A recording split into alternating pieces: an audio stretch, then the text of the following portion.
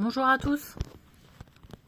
Bon, alors, comme j'ai été pris à partie pour savoir si j'étais vraiment mariée, que j'ai dû prouver sur mes réseaux que j'étais vraiment mariée avec un Algérien. Donc, je vais un peu raconter l'histoire de comment j'ai rencontré mon mari, comment ça s'est passé. Et voilà.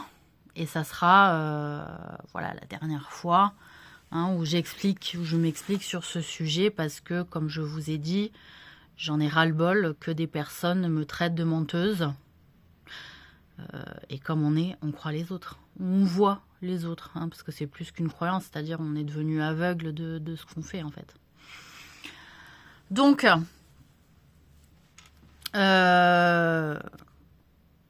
j'ai rencontré, en fait, pour la petite histoire, je me suis séparée donc de Guillaume. Alors effectivement, vous avez vu sur mes documents de divorce, j'ai divorcé en 2012 de Guillaume, mais on est resté en couple ensemble jusqu'en 2016.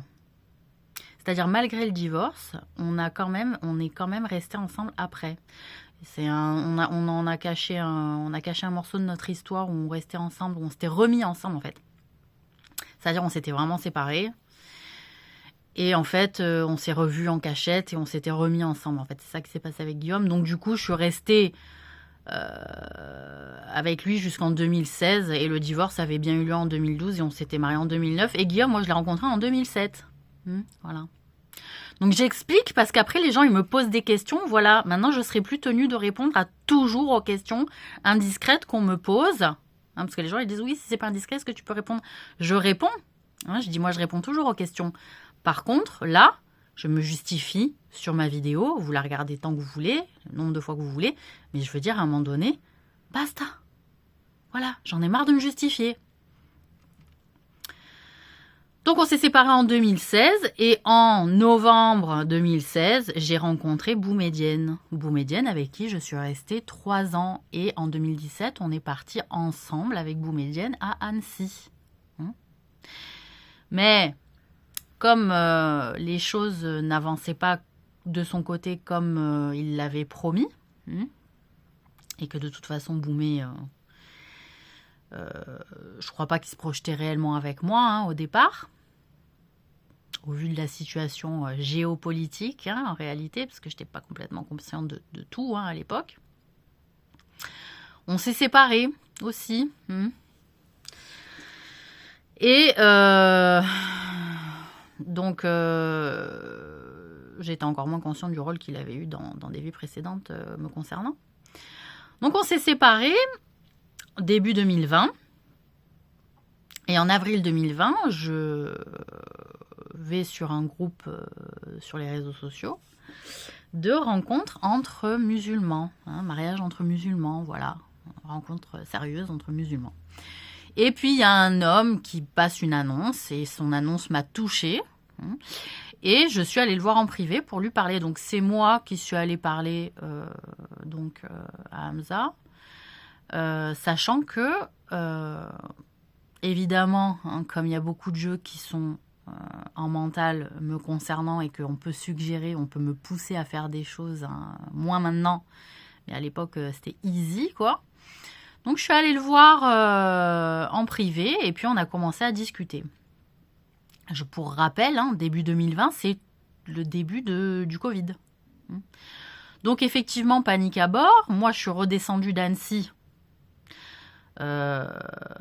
C'est-à-dire en quittant Boumé, j'ai quitté Annecy pour me rapprocher de ma mère, pour prendre soin d'elle parce que je ne savais pas comment ça allait tourner, le Covid. Donc je me suis dit, je ne vais pas la laisser seule avec le Covid, aller faire ses courses, etc. Sachant qu'elle pouvait tomber malade et qu'il n'y avait personne sur qui elle pouvait réellement compter parce que j'ai pas de frères et sœurs dans le scénario familial. Donc je suis redescendue et j'ai quitté mon travail. Ok ? Et j'ai demandé une rupture conventionnelle qu'on m'a refusée. D'accord ? Voilà. Et de fait, après bon, j'ai été au RSA. Bon, pour l'histoire, j'aime pas faire des abandons de poste Voilà, c'est pas mon truc. Il y en a, ils disent pourquoi t'as pas fait un abandon de poste, c'est-à-dire je démissionne, quoi. Voilà, tu veux que je sois au RSA, tu veux pas me donner mes droits au chômage. T'as pas de race. Voilà. Moi, mon père qui était patron, il m'a dit ils sont dégueulasses quand même, ça coûte pas des mille et des cents de faire une rupture conventionnelle, vous voyez. Juste un petit aparté comme ça sur les patrons. Parce que 2 fois, j'ai démissionné pour ma pomme et je me suis pas et j'ai des droits moi, hein, toujours en cours au chôme dû et que je touche pas. Voilà. Donc bon.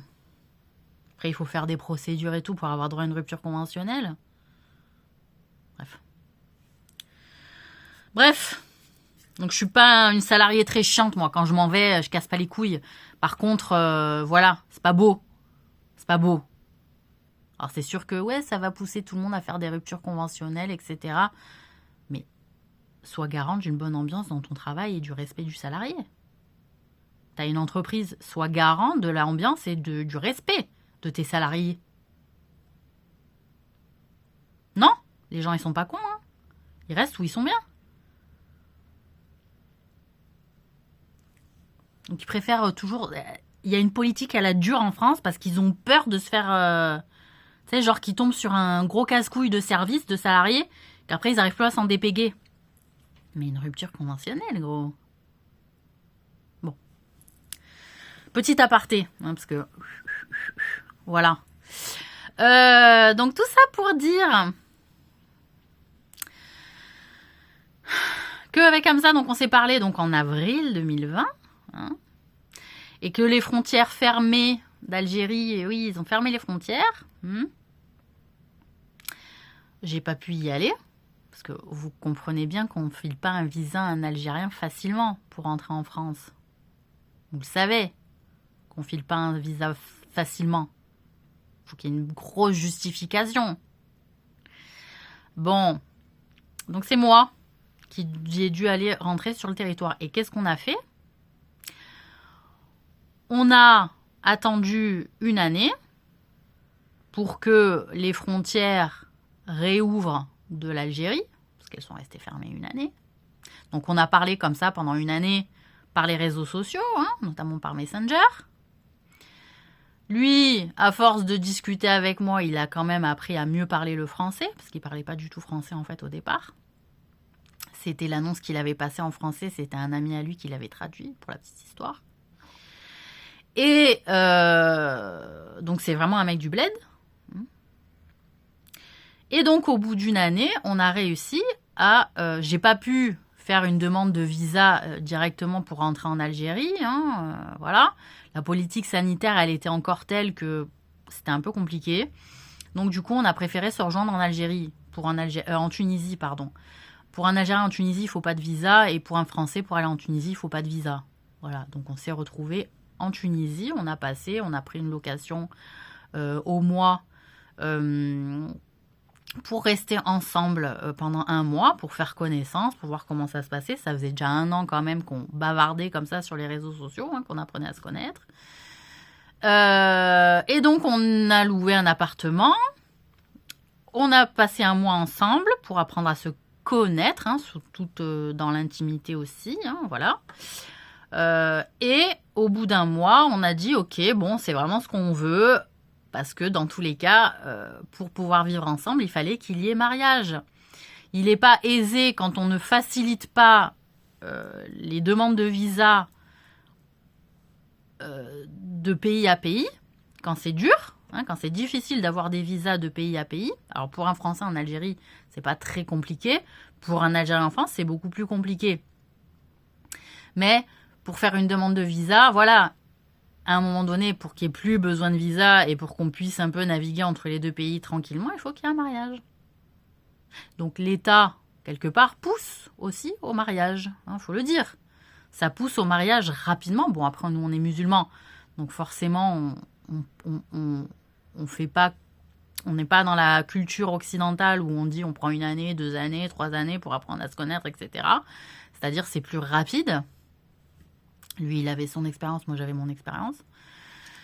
Voilà, au niveau...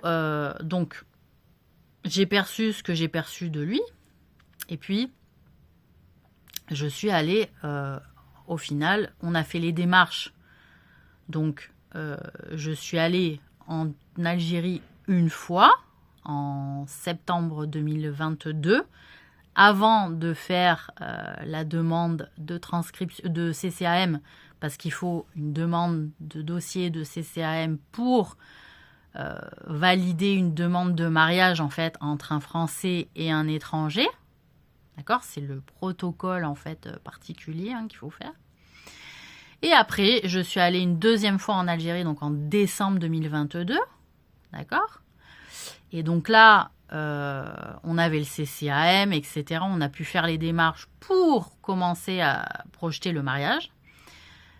Et donc, on s'est rencontrés en 2020, on s'est vu pour la première fois en 2021, donc une année après. Et j'ai pu aller en Algérie après, parce que moi, j'avais commencé à faire les démarches pour qu'on puisse se marier en France avec Hamza. Sauf que ça a été refusé, voilà, il fallait que ce soit moi qui aille, etc. pour vraiment prouver la volonté que c'était moi qui voulais me marier avec lui, et gna gna gna gna. Donc, je suis allée en Algérie.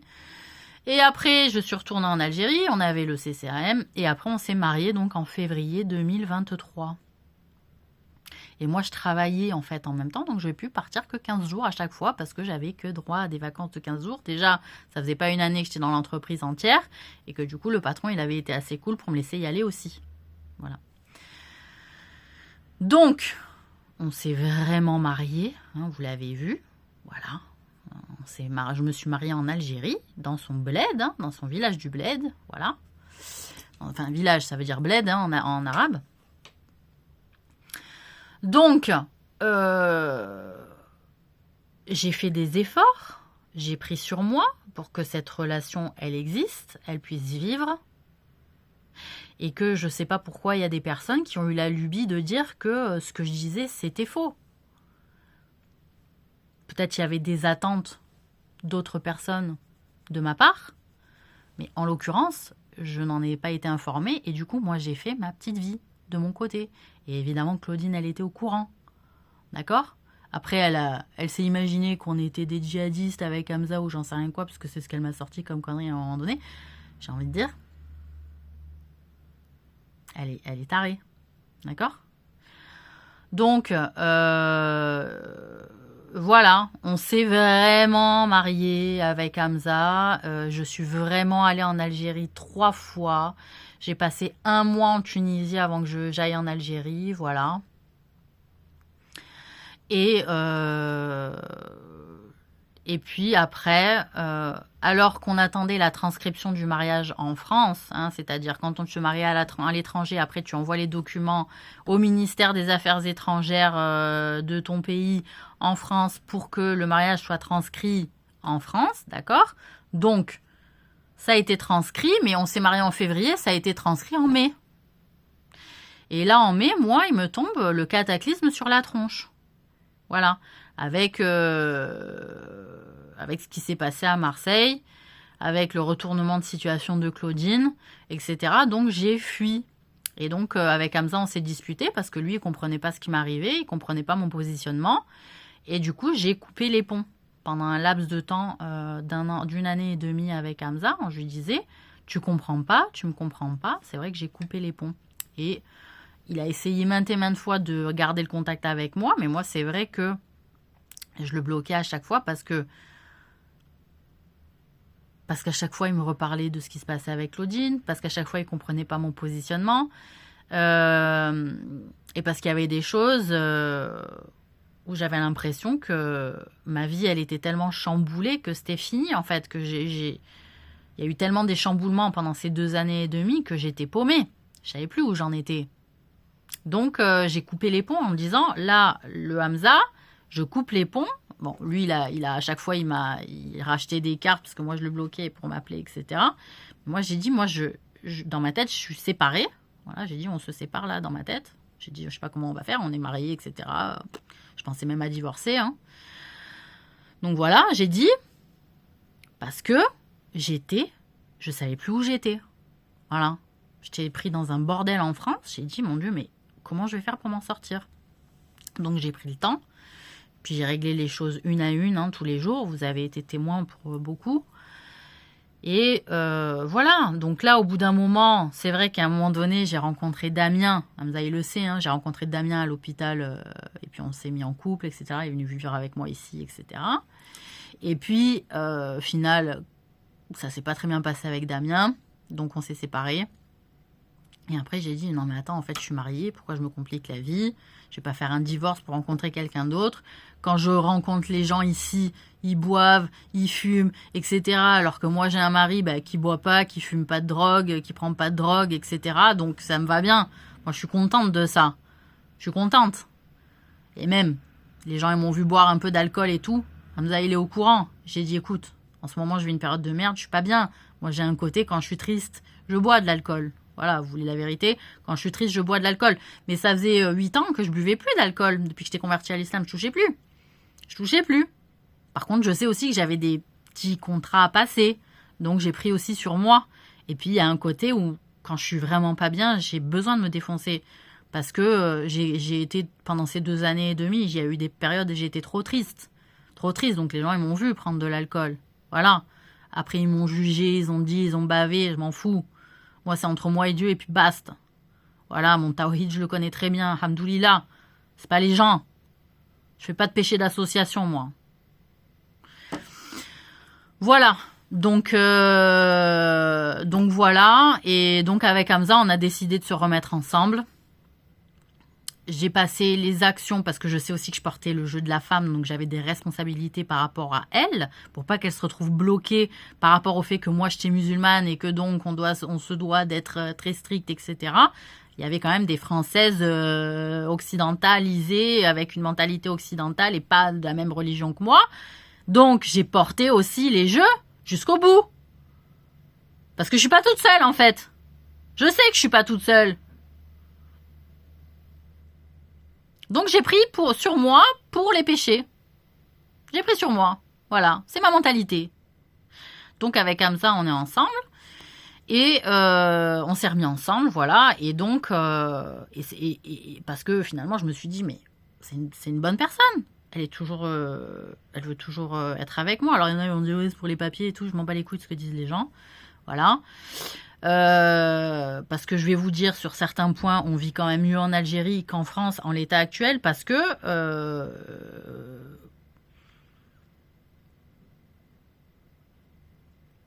il y a une mentalité qui est quand même différente, quoi. Il y a une mentalité d'entraide qui est quand même différente. Hein. Ils sont dans la merde en Algérie, mais vous savez ce qu'on dit, hein, les gens qui sont dans la merde, ils sont beaucoup plus solidaires que ceux qui le sont moins. Bon, enfin bref.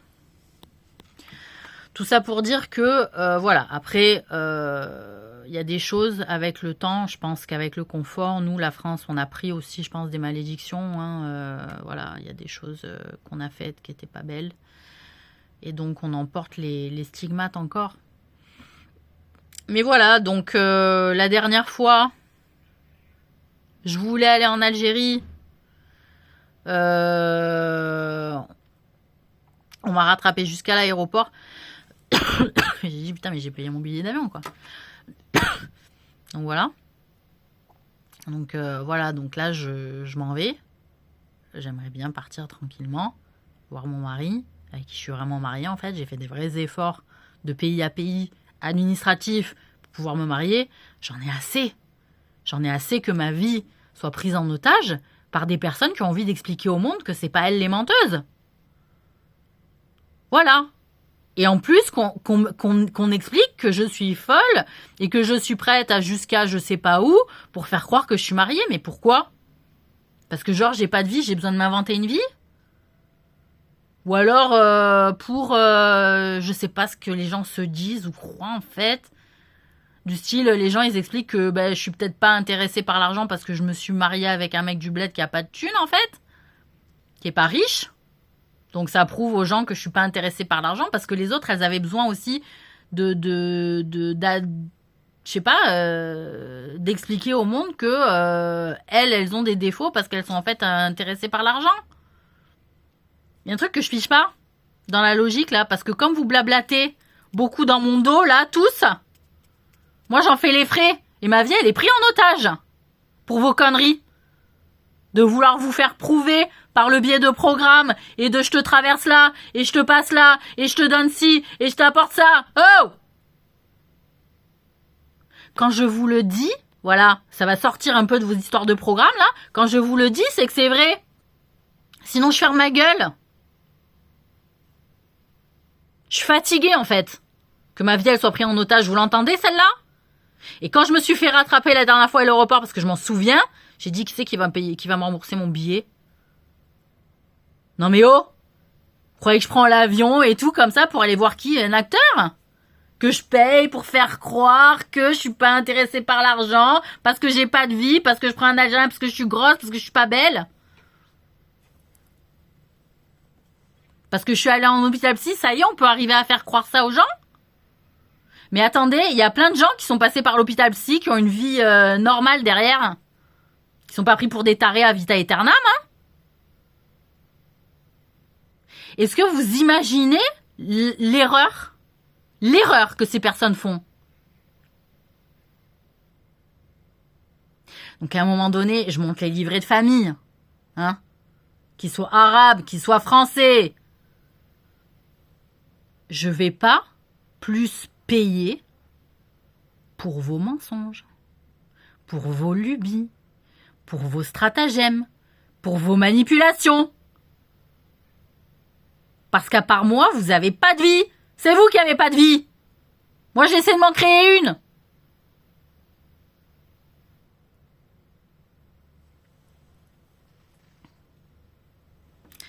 Donc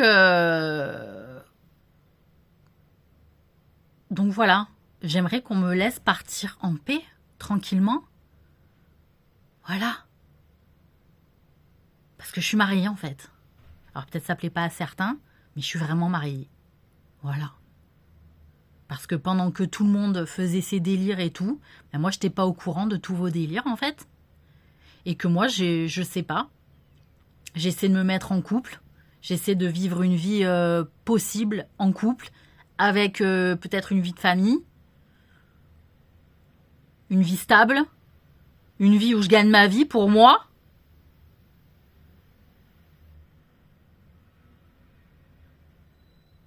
Et que si vous avez fait confiance à des personnes, genre Claudine, qui vous ont dit je sais pas quoi sur ma gueule, ben, Claudine, c'est l'arnaque. Elle porte le jeu de l'arnaque, Claudine.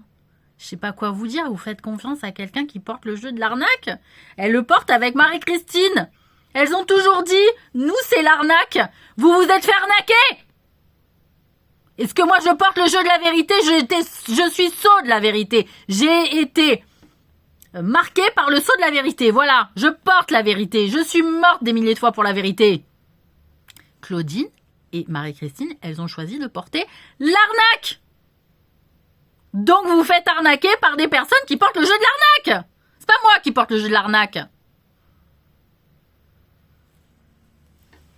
Les trucs que je fiche pas. Vous savez que les personnes c'est des sorcières. Vous faites confiance. Combien de fois j'entends le grain de beauté, tu avais un grain de beauté. Elle me l'a enlevé, Claudine. C'est pas compliqué. Elle me fait changer de gueule comme elle veut. Je veux pas que tu aies une silhouette en 8, je veux que tu aies une silhouette en H. Je me tape une silhouette en H. Je veux plus que tu aies ton grain de beauté pour qu'on te reconnaisse parce que c'était un point de repère pour les gens avec ton grain de beauté. Je te l'enlève. Elle me l'a fait. Elle me l'a fait. C'est pas compliqué pour les meufs, la sorcière là qui me transforme la gueule. Elles me font être Karol G. Elles me font être je sais plus quelle actrice encore. J'ai fait des tas de films, on m'a changé de gueule. Pourquoi? Devant le miroir qu'on recouvre, là, vous foutez de ma gueule? Et vous pensez qu'un grain de beauté, Madame Scorson, elle peut pas l'enlever? Non mais oh! Je sais même pas si elle gobe pas des gros verres blancs pour me faire gonfler, tu sais. Pour que je sois laide. Et que les gens ils disent grosse, elle est laide, elle est ci, elle est là, mais bavez encore sur moi. Voilà, ça va nourrir mon bouillon, moi. Parce que moi, je suis pas une sorcière, moi. Moi, c'est le bouillon du magma, tu vois. Je suis un volcan, moi.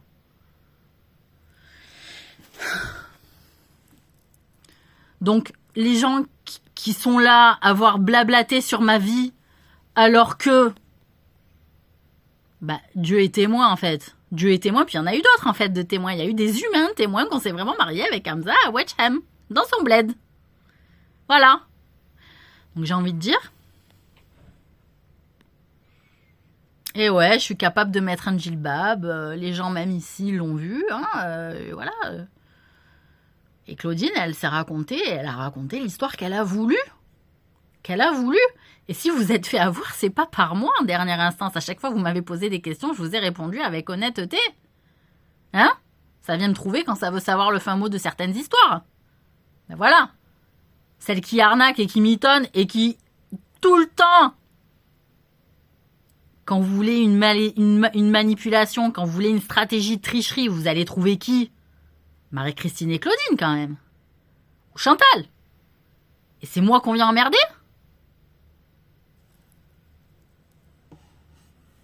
Voilà. Bon, combien de fois, des fois, on m'a fait des soirées soi-disant, tu sais, sympathiques et tout, puis finalement, il y en avait une dans la soirée, elle voulait savoir si son mec le trompait, si là, tu vois, c'est bon, t'as ta réponse, ouais, c'est bon, ben voilà. Moi, je dis, moi, avec moi, vous savez la vérité, voilà, c'est pour ça que je suis un emmerdement, personne ne me veut. Hein, dans les soirées, dans les trucs, je vois tout le bordel des gens qui s'embobinent, en fait. Je sais pas, ça leur plaît de s'embobiner, mais il faut pas qu'on le voit, tu vois, d'accord, ok. Voilà, ça c'est une vérité. Donc, j'ai pas perdu mon cerveau, j'ai pas perdu ma droiture parce que à un moment donné, j'ai été tellement assaillie d'attaques que je me suis retrouvée en hôpital psy parce que fatiguée en fait, besoin de repos. C'est un lieu de repos quand même l'hôpital psychiatrique. Hein, c'est un lieu de repos, d'accord? Voilà, c'est pas la maison de repos machin, c'est aussi un lieu de repos. Alors effectivement, il y a les infirmiers qui analysent un peu comment va le mental, le psychiatre aussi, etc. Donc ça, c'est un peu fatigant, mais sinon, c'est un lieu de repos. D'accord? Où on pose, on reprend un peu nos marques, on ressort, on est mieux. Et je pense qu'il y a des personnes, elles devraient moins avoir d'a priori sur l'hôpital psy pour aller y faire un tour. Parce que... Voilà. Donc laissez-moi partir.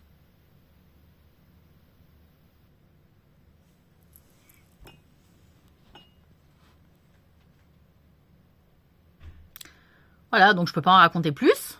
Il n'y a pas plus à raconter. Mais voilà, regardez la vidéo. Je vous offre l'opportunité de savoir l'histoire avec Hamza. Voilà, et pourquoi il n'est pas là, et pourquoi je suis seule. Voilà. Et qu'il a fait une demande de visa avant l'été, que ça lui a été refusé parce que ça faisait trop longtemps que je n'étais pas allée sur son territoire. Donc si on m'empêche encore d'aller sur son territoire alors que c'est nécessaire que j'aille sur son territoire pour débloquer notre situation, vous êtes des malades mentaux. D'accord?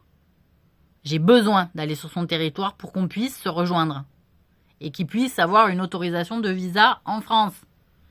Donc après, ça vous regarde pas si on décide de vivre en France ou en Algérie, d'accord, à un moment donné.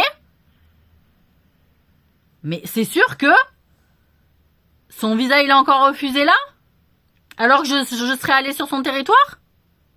Je me casse en Algérie. Voilà, je me casse en Algérie. Donc si c'est ce que vous voulez, que je me casse en Algérie, après tout ce que j'ai bouffé pour ce pays-là, je n'y remettrai plus jamais un pied en France. Sachez-le.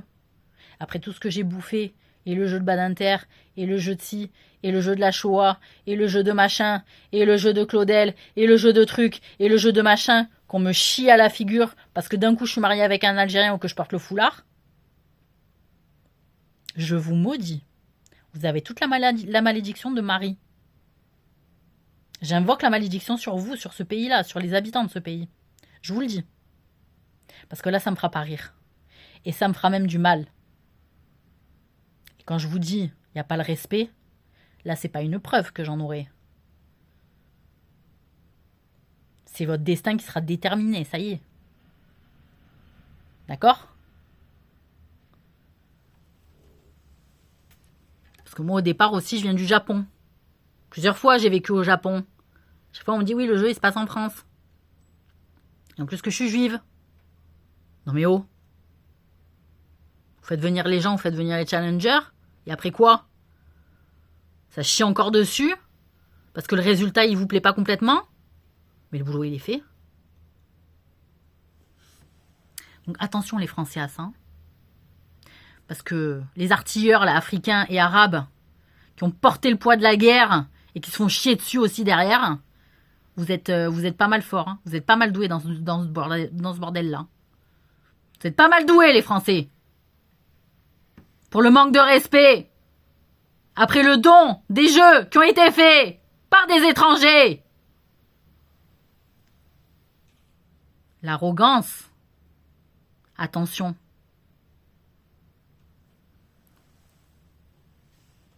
Français, vous n'avez pas peur assez... Vous croyez parce que vous mettez des fleurs sur vos tombes, vous n'avez pas peur de la tombe? Vous savez pas ce qui se passe sous la terre. Vous savez pas ce qui se passe. Moi, je peux vous dire, j'ai vu des choses. Parce que j'ai dormi dans les cimetières des fois pour survivre. Pour pas être emmerdé. Parce que je dormais dehors. Je peux vous dire, il y a des bruits. On se demandait ce que l'âme elle avait fait dans sa vie. Parce qu'une âme, ça peut crier dans le cimetière. Voilà, il n'y a que ceux qui ont dormi avec les morts qui le savent. Moi, je le sais. Donc, vous cachez pas derrière vos maisons et dans vos conforts, là. Putain, faites votre examen de conscience, vraiment. C'est un gros conseil que je vous donne, là.